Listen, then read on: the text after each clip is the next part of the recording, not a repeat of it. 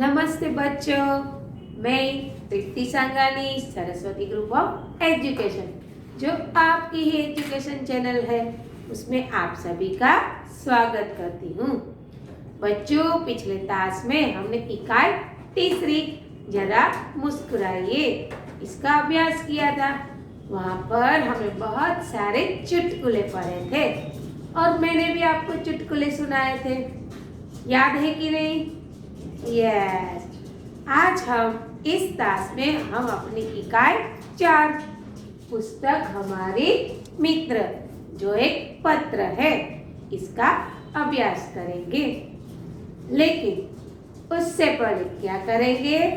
Yes, पिछले class में जो अभ्यास किया है उसको फिर से दोहराएंगे।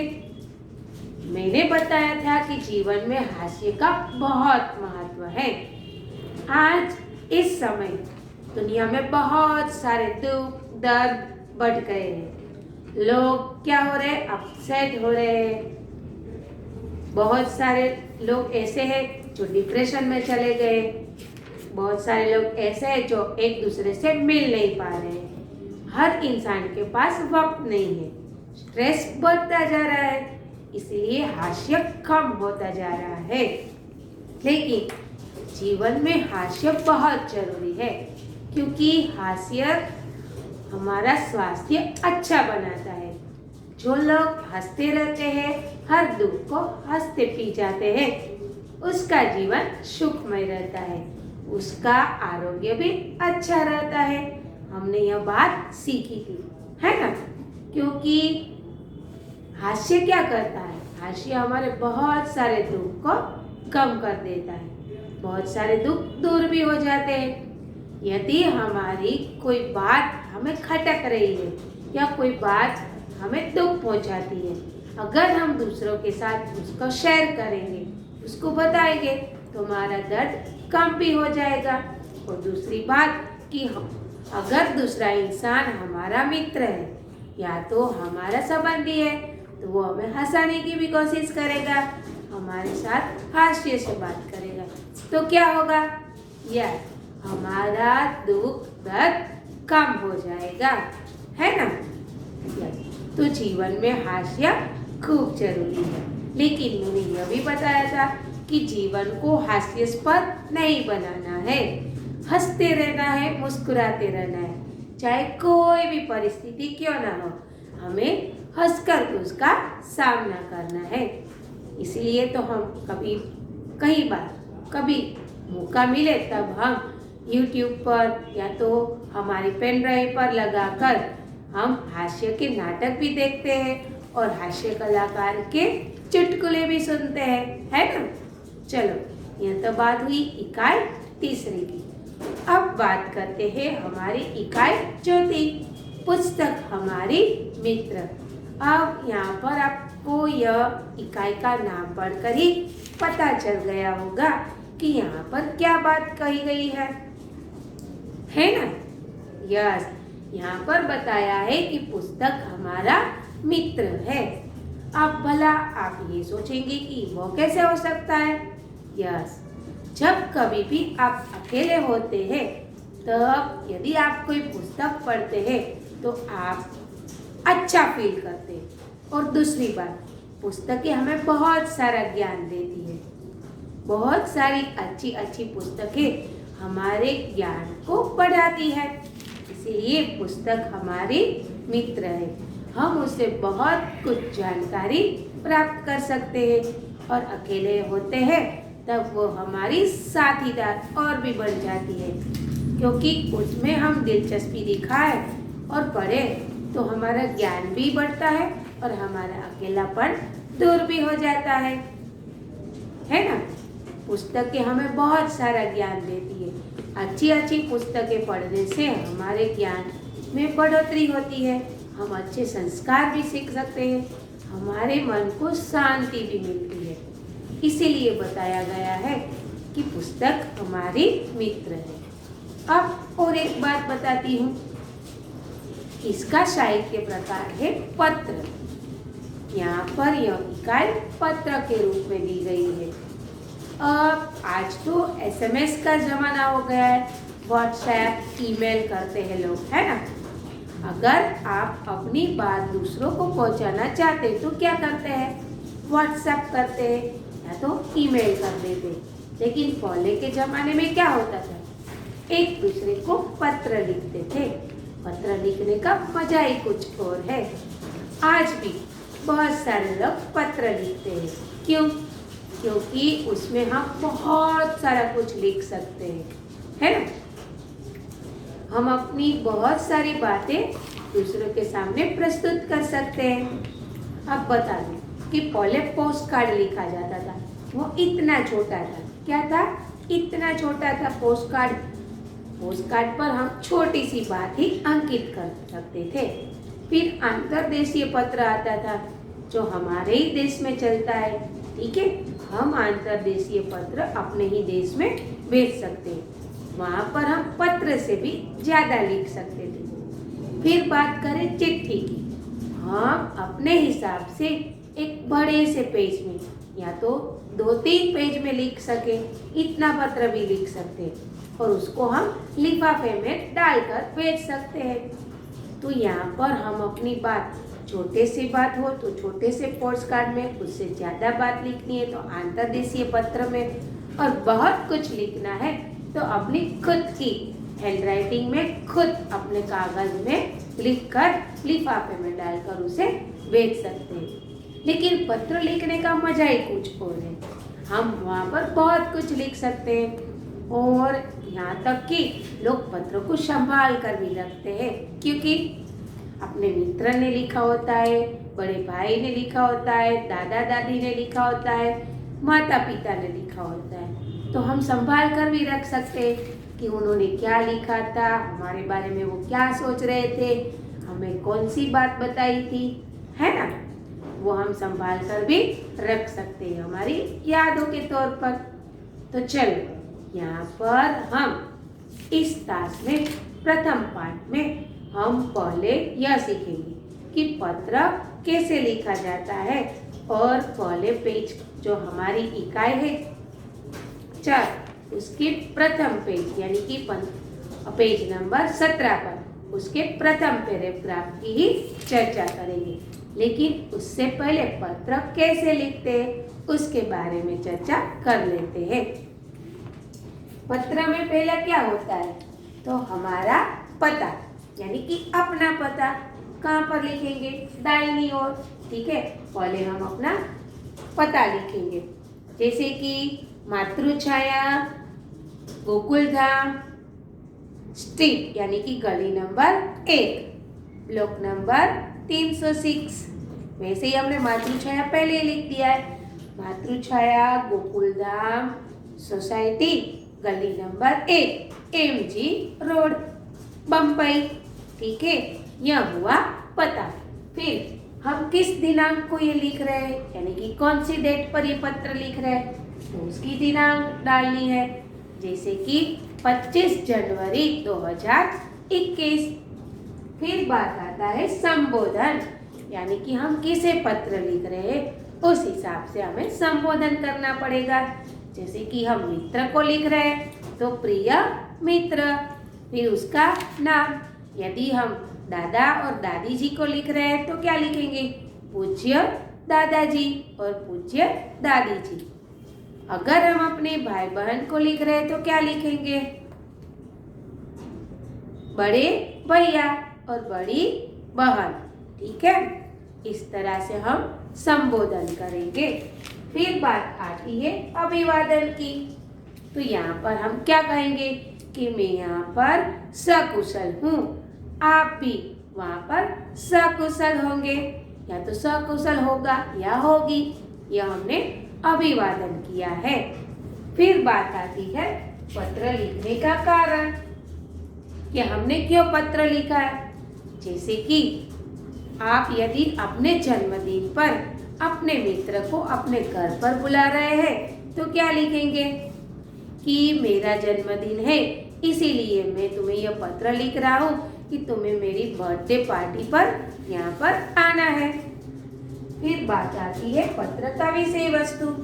यहाँ हम डिटेल में सब कुछ लिखते हैं कि इस तारीख को मेरा जन्मदिन है, मेरे सभी दोस्त आ रहे हैं, मैंने एक बड़ी सी पार्टी का आयोजन किया है, मैं चाहता हूँ या चाहती हूँ कि तुम भी इसमें शामिल हो, यहाँ पर आओगे तो बहुत मज़े करेंगे वगैरह वगैरह वगैरह। ठीक है, ये विषय वस्तु हुई।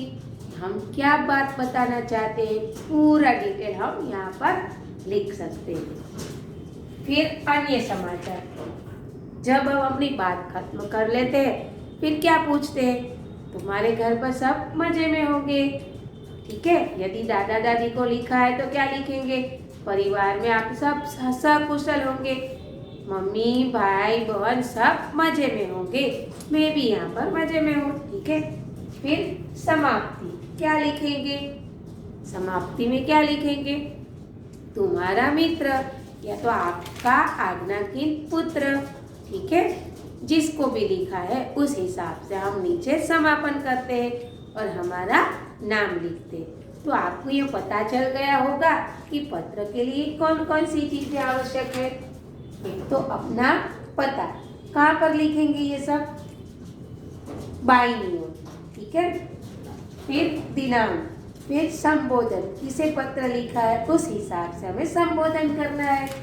फिर अभिवादन करना है, जैसे कि आप कुशल होंगे, समंगल होंगे। ठीक है, पत्र लिखने का कारण, यदि आप छुट्टियां मनाने जा रहे हैं तो आप उस हिसाब से पत्र लिख सकते हैं। फिर पत्र का विषय वस्तु आपको सब डिटेल में लिख कर देना होगा कि आपने क्या लिखा है, क्या कहना चाहते हैं। अन्य समाचार, सकुशल मंगल कामना, सबके बारे में जानकारी प्राप्त करना और फिर समाप्ति। ठीक है, चलो अब हम अपनी इकाई शुरू करें। उससे पहले हम बहुत से शब्दार्थ को देख लेते हैं, जिससे आपको पत्र समझने में आसानी रहेगी। सकुशल यानी कि खैरियत से है। अभियान, कोई अच्छी प्रवृत्ति चलाता है तो उसे अभियान कहा जाता है। जैसे कि आपको पता है नरेंद्र मोदी जी ने एक अभियान शुरू किया है, स्वच्छता आयोजन। ठीक है, फिर अंतर्गत यानी कि शामिल, सम्मिलित होना यानी कि जुड़ जाना, संदर्भ यानी कि प्रसंग, संबंध, सूत्र यानी कि नारा, फर्क यानी कि अंतर। चलो अब हम अपनी इकाई की ओर आगे बढ़ते हैं। पहले मैं कुछ सुनाती हूँ। जीवन में पत्रों का विशेष महत्व है। पत्रों के माध्यम से मानवीय संबंधों में एक ताजगी, नयापन व जीवंतता बनी रहती है। पत्र व्यापक संचार का माध्यम भी होते हैं। पत्र लेखन एक कला है, अतएव पत्र लेखन की कला से छात्र अवगत हो, यह आवश्यक है। इसके साथ साथ एसएमएस, ईमेल और फैक्स के जमाने में भी पत्र शैली का विकास करना मुख्य उद्देश्य है। जो मैंने आपको पहले ही बताया था कि आज एसएमएस, व्हाट्सएप और ईमेल का जमाना है, लेकिन पत्र लिखने का एक अपना ही मजा होता है।